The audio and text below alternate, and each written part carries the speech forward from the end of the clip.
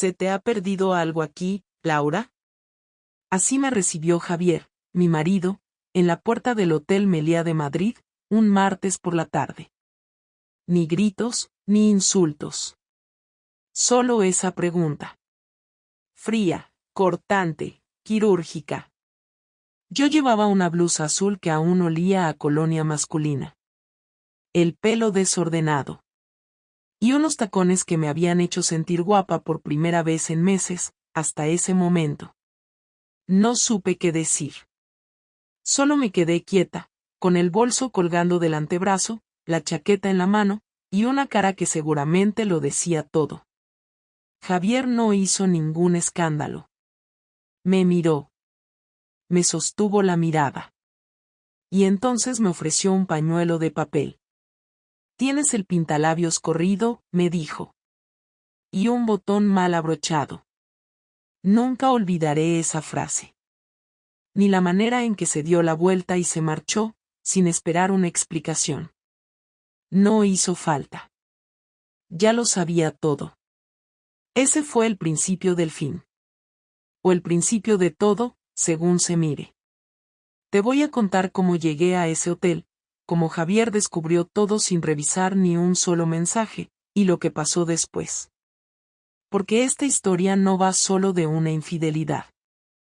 Va de lo que puede desatar un error cuando se mezcla con el orgullo, la venganza, y el amor, que aún no sé si existía o si lo confundimos con costumbre.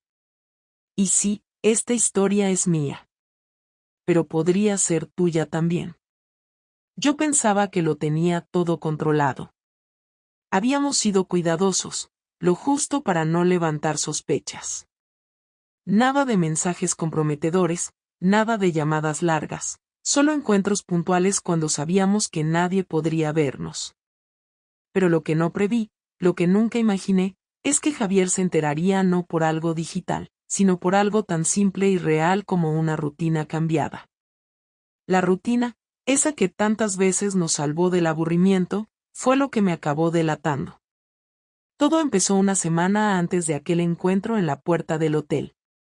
Yo había dicho que tenía una comida de empresa en Madrid, una justificación simple y creíble porque mi trabajo lo permitía. Javier no cuestionó nada. Me preguntó con quién iba, respondí con 2 nombres al azar de mi oficina, gente que él conocía solo de haber oído mencionar. Asintió, me deseó que me lo pasara bien, y volvió a su café como si no le importara. En ese momento me pareció perfecto, ni una sola duda en su cara. Me sentí libre, segura, casi orgullosa de mi capacidad para mantener la calma.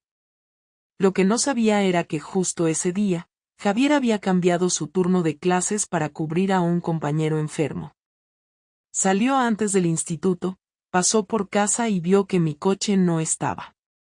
Todo normal. Pero lo que le llamó la atención fue que había una reserva de tren impresa sobre la mesa del salón. Nunca imprimimos billetes, siempre usamos el móvil. Y no era un tren a Madrid, era uno a Alcalá. Lo curioso fue que no me lo preguntó. No me llamó.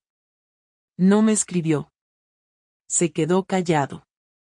Y eso, viniendo de Javier, significaba algo. 3 días después, cuando volví a repetir que iría a Madrid para una comida, él ya lo sabía todo. No cómo, ni con quién, ni desde cuándo, pero sabía que algo pasaba.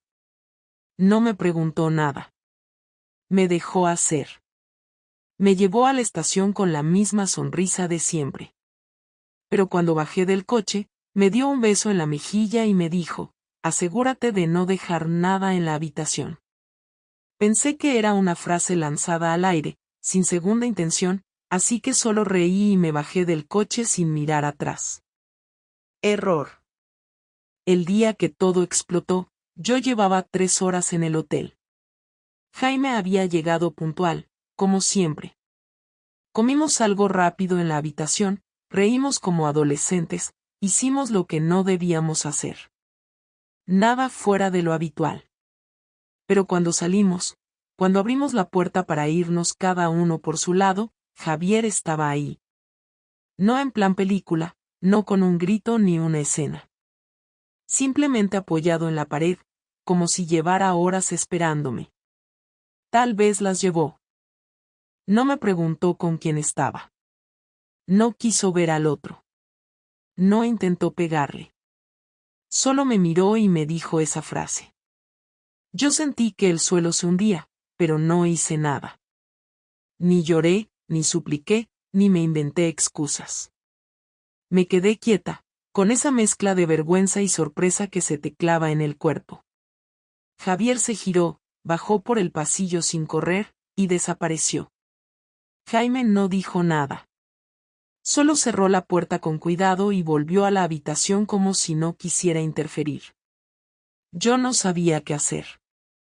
Salí del hotel, caminé varias manzanas, entré en una cafetería y pedí un café que no probé. Me temblaban las manos. Y en ese momento supe que Javier no iba a dejarlo pasar como si nada. Cuando volví a casa esa noche, todo estaba en orden. No había maletas en la puerta, ni llanto, ni insultos. Pero sí había un sobre encima de la mesa del comedor. Dentro, una foto mía entrando al hotel con Jaime. Otra, saliendo de la estación. Y una más, de mi coche aparcado en un sitio que no era Madrid. Javier había contratado a alguien. O él mismo me había seguido. No lo sé. No me importaba. Había sido cuidadoso, pero no suficiente. En la cocina, sobre la encimera, había un plato con mi cena, tapado con papel aluminio. Caldo con fideos, como me gustaba en invierno. Javier no estaba. Me senté, lo calenté, lo comí sin hambre, y me fui a dormir. Él volvió a la madrugada. Asentí, sin buscar una defensa. Estaba acorralada y él lo sabía.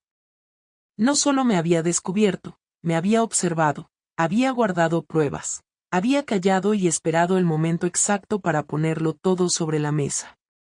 No había nada que pudiera decir para suavizar lo que él ya tenía completamente procesado. Quiero saber cuánto tiempo lleva esto, continuó, sin apartar la mirada. ¿Desde cuándo? Dímelo sin rodeos. 3 meses, dije, sintiendo un calor en la cara que no venía de ninguna emoción buena. La primera vez fue en marzo. ¿Y cuántas veces? No lo sé exactamente. Haz memoria. Al menos 5. ¿Siempre en hoteles? Sí. ¿Alguna vez en nuestra casa? No, respondí sin titubear, porque eso sí era verdad. Nunca aquí. ¿Y por qué lo hiciste? Esa pregunta me dejó en blanco. Podría haber dicho que me sentía sola, que entre nosotros ya no había conexión, que necesitaba sentirme deseada, que fue algo que se fue dando sin planearlo. Pero sabía que ninguna de esas respuestas iba a servirle. No buscaba una explicación, buscaba un reconocimiento. Quería verme asumir, sin edulcorantes. Porque quise. Porque me dejé llevar. Porque me gustó sentir que alguien me miraba con deseo, respondí, forzando a mis propias palabras a salir sin filtro. No voy a inventar justificaciones. No me enamoré de él. No quise destruir nada. Pero no paré. Y no me importó en su momento. Javier apretó los puños, bajó la mirada, respiró hondo y durante unos segundos pensé que iba a gritar, a romper algo, a levantarse y echarme. Pero no lo hizo. Cuando levantó la cabeza otra vez, su rostro estaba más pálido que antes, pero no había rastro de rabia. Solo una decepción tan pura que dolía más que cualquier insulto. ¿Y pensaba seguir viéndolo? No lo sé. No había pensado en eso. Supongo que no, después de esto. No respondas por impulso, me interrumpió. Quiero la verdad, aunque duela. Sí. Tal vez sí, admití, bajando la voz. No lo había decidido, pero no estaba pensando en terminarlo. ¿Tienes sentimientos por él? No. Solo era físico. ¿Y yo? ¿En qué lugar quedé? No supe qué responder. Porque la verdad era que él no había desaparecido de mi mente nunca.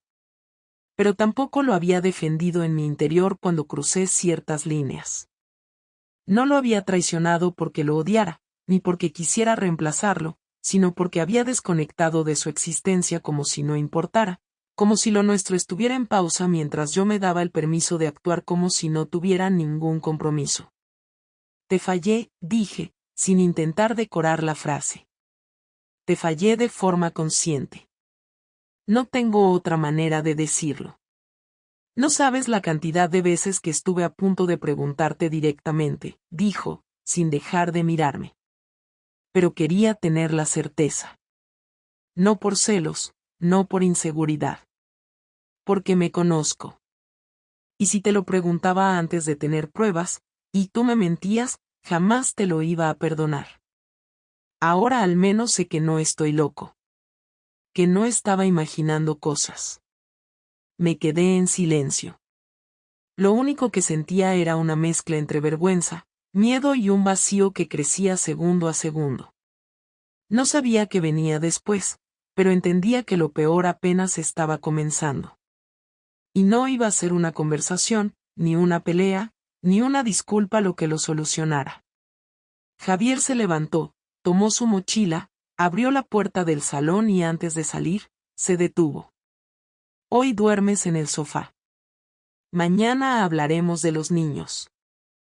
Y se fue. Las siguientes 48 horas fueron un silencio constante. No el tipo de silencio donde uno busca evitar una discusión, sino uno medido, estructurado, casi quirúrgico. Javier no me gritó, no me insultó, no me preguntó más.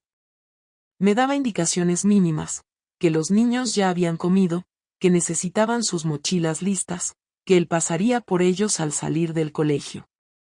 Me hablaba como si yo fuera una compañera de piso que apenas conocía. Dormía en la habitación, yo en el sofá.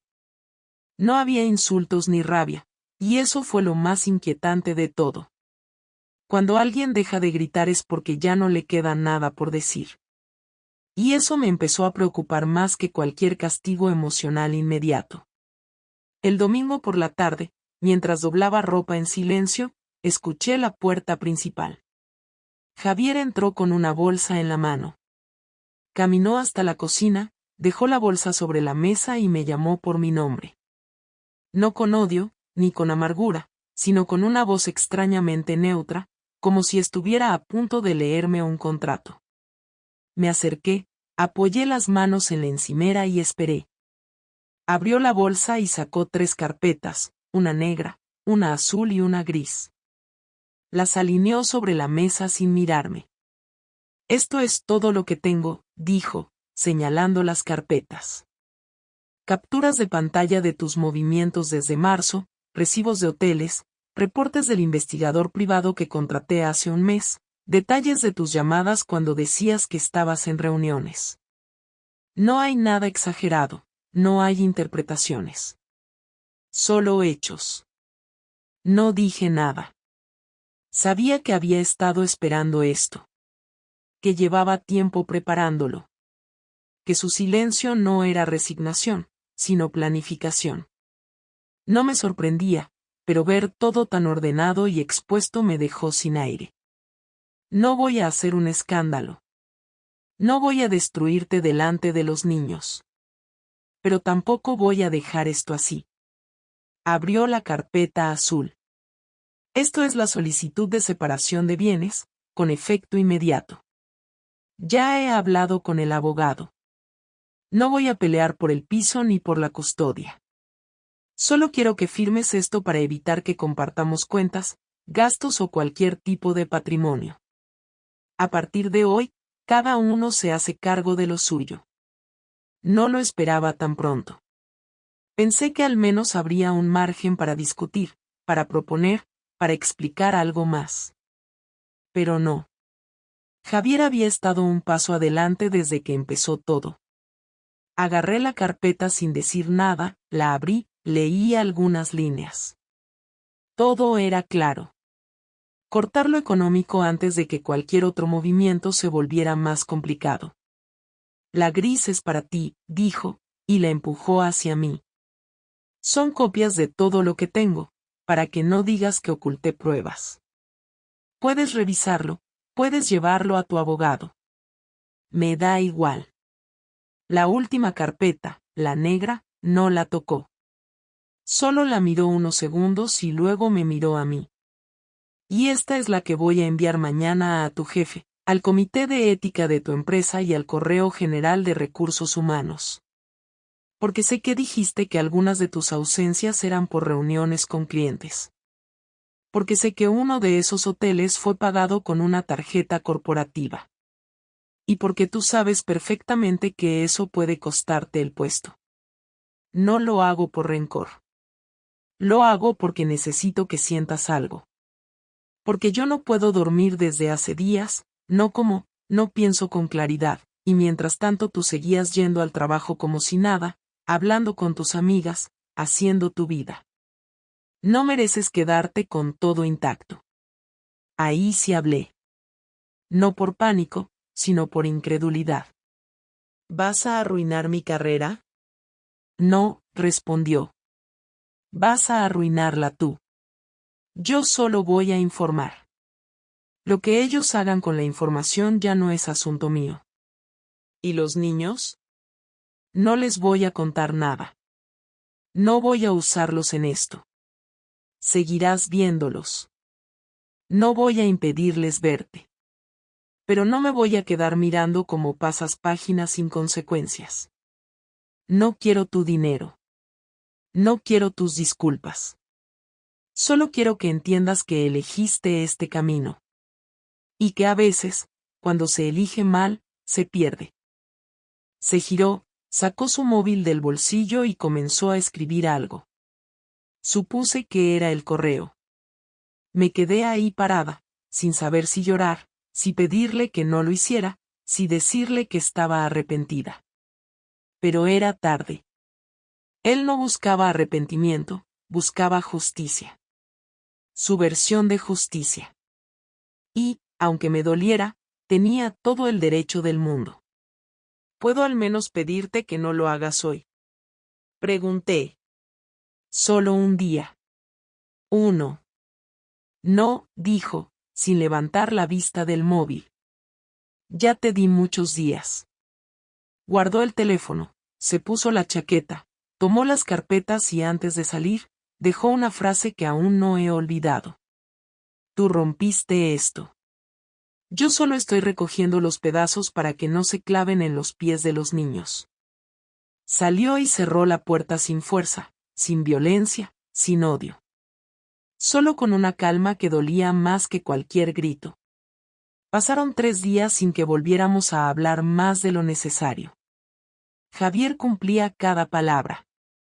Me evitaba sin hacerlo evidente, hablaba con los niños con su tono habitual, mantenía todo en orden como si nada hubiera cambiado, pero entre él y yo no había ni un mínimo contacto visual. Dormía en la habitación con la puerta cerrada, y yo seguía en el sofá, con la espalda destruida y la cabeza peor. No me preguntó si ya había firmado el documento. No insistió en nada. Solo estaba ahí, cerca y lejos al mismo tiempo. Yo tampoco dije nada. Leí el documento 2 veces. No tenía objeciones, no era injusto, no buscaba dejarme sin nada.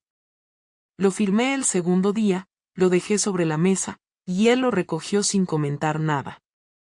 Me enteré por el banco que las cuentas conjuntas habían sido cerradas y los fondos divididos a partes iguales. No reclamó nada más. Ni un euro. Ni una explicación. Nada. El miércoles por la noche, cuando los niños ya dormían, bajó al salón, se sentó frente a mí y dijo que necesitábamos tener una última conversación. No lo dijo con rabia ni con tensión. Solo con firmeza. Asentí y me incorporé, esperando otra descarga. Pero lo que vino fue distinto. Fue más directo, más crudo. Quiero saber si piensas seguir viéndolo, dijo sin rodeos. No, respondí, sin vacilar. Lo bloqueé. No quiero volver a tener contacto con él. ¿Es porque te sientes culpable o porque ya no te interesa? Porque no quiero continuar con algo que rompió mi familia, respondí con sinceridad. No importa si fue solo sexo o si había algo más. No quiero volver a repetir esto. Nunca. Javier asintió. No pareció aliviado, tampoco contento. Solo lo procesó y siguió. No estoy preguntando porque me importe tu vida ahora. Estoy preguntando porque necesito saber si todo esto fue por alguien más, o porque simplemente no querías estar conmigo. Quiero saber si ya habías terminado con este matrimonio antes de engañarme. Me tomé un segundo antes de contestar. No porque no supiera la respuesta, sino porque sabía que todo lo que dijera iba a cerrar una etapa definitiva. No quería terminarlo. Tampoco era feliz. Estaba en una especie de punto muerto. No te odiaba, no te quería menos. Solo sentía que ya no estábamos en el mismo sitio, y en lugar de hablarlo contigo, me desconecté. Me equivoqué al buscar fuera lo que debería haber enfrentado contigo. ¿Lo habrías confesado si no te descubro? No lo sé, respondí con la cara baja. Probablemente no. Entonces lo lamento por mí, pero más por ti. Porque si tu plan era seguir con tu vida como si nada, significa que este matrimonio ya estaba muerto, solo que uno de los dos no lo sabía. Se hizo un silencio incómodo. Ninguno se movía. Solo respirábamos con dificultad. Parecía que había más, pero Javier aún no lo soltaba. Los niños no saben nada. No pienso decirles lo que hiciste. Nunca. No porque te quiera proteger, sino porque no quiero que te vean como una persona distinta. Son pequeños todavía. Tienen una idea de familia que no quiero destruirles de golpe. Pero con el tiempo se van a dar cuenta. Y yo no pienso cargar con la culpa. Cuando llegue el momento, serás tú la que les explique por qué papá y mamá ya no viven juntos. Lo haré, dije sin dudar. No les mentiré. Tampoco quiero que los metas en medio. Ni que intentes usarlos para manipular lo que viene. No quiero chantajes emocionales. No quiero frases como ellos te necesitan o hazlo por ellos. Ya lo hice. Los protegí cuando podía haberte destruido delante de ellos. Lo que venga después no va a depender de lo que tú digas, sino de lo que hagas. A partir de ahora, cada paso que des va a tener un eco. No voy a usar a los niños, afirmé. Sé que no merezco nada de lo que estás haciendo por mantener esto en calma. Javier se apoyó en las rodillas, se quedó unos segundos mirando al suelo y luego levantó la cabeza para darme la última estocada. Te voy a ser sincero. No estoy tan dolido porque me hayas engañado. Estoy dolido porque me di cuenta de que no te importó. Porque en ningún momento paraste. No fuiste débil una vez, fuiste constante. No es una traición puntual. Es una decisión repetida. Y eso no se perdona. Lo único que siento es no haberme dado cuenta antes. Porque ahora, viéndolo con perspectiva, llevabas meses lejos de nosotros, y yo pensando que era estrés, que era el trabajo, que era una etapa. Pero no, simplemente ya no estabas. Y yo seguía ahí, creyendo que todavía había un nosotros. No dije nada. No había forma de responder a eso sin sonar patética. Tenía razón. En todo. Cuando terminemos este curso escolar, me voy a mudar a un piso cerca del colegio. Me quedaré con los niños la mitad de la semana. Puedes verlos cuando quieras, pero quiero horarios claros. No vamos a improvisar. Esto ya no es una familia. Esto es una separación. Si más adelante quieres compartir alguna decisión importante, hablaremos. Pero lo nuestro, como pareja, ya no existe. Se levantó sin mirar atrás. Subió las escaleras sin ruido. Yo me quedé ahí, en el sofá, con esa última frase retumbando en mi cabeza como un sello. No existe. Eso era. Una sentencia simple y definitiva. Han pasado 2 meses desde esa última conversación. La rutina ya no es la misma. Javier se mudó a su nuevo piso hace 3 semanas, como dijo, cerca del colegio. Los niños pasan 3 días con él y 4 conmigo, alternamos fines de semana y tenemos un grupo de WhatsApp donde compartimos únicamente asuntos prácticos, salud, colegio, actividades. Nada personal. 0 comentarios innecesarios. Nunca pensé que podríamos llegar a funcionar tan bien como equipo separado. En ese sentido, Javier ha cumplido su palabra en todo. No me humilla, no habla mal de mí frente a los niños, no ha saboteado ni un solo encuentro con ellos. Pero tampoco hay ningún indicio de que vaya a perdonarme. No hay espacio para reconciliación. Me dejó claro que no se trataba de un error emocional, sino de una acumulación de decisiones conscientes, y eso es algo que no se borra ni con lágrimas ni con tiempo. En el trabajo nadie me preguntó nada, pero tampoco fue necesario.